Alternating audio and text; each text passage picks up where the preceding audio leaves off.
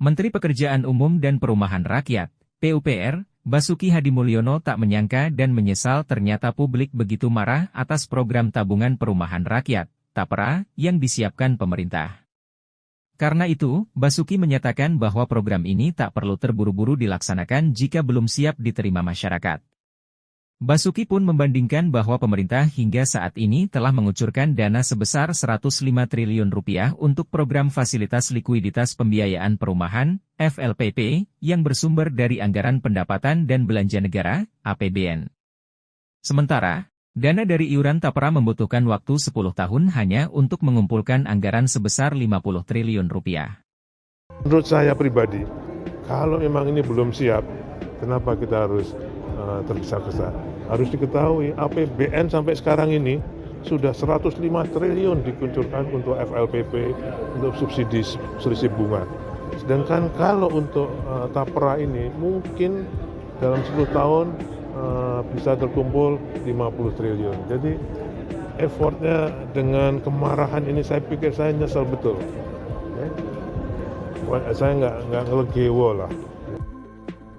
Basuki juga menjelaskan bahwa aturan mengenai iuran TAPRA sebetulnya sudah disiapkan sejak 2016. Namun, kebijakan itu baru bisa diterapkan pada 2027. Itu pun dengan status diundur. Faktor mengapa akhirnya pemerintah membuka opsi kebijakan iuran TAPRA diundur hingga 2027 karena untuk membangun kepercayaan kepada masyarakat. Sebetulnya itu kan dari 2016 undang-undangnya. Kemudian, kami dengan Bu Menteri Keuangan agar dipupuk dulu kredibilitasnya. Ini masalah terus, sehingga kita undur ini sudah sampai 2027, katanya.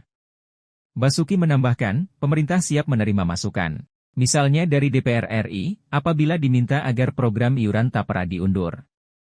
Ia menyatakan, pihaknya dengan Menteri Keuangan Sri Mulyani siap mengikuti masukan tersebut.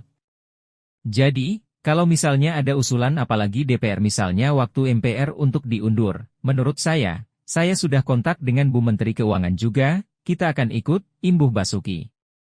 Ketentuan mengenai TAPRA ini dihujani kritik dan dikeluhkan oleh publik lantaran bakal memotong penghasilan para pekerja.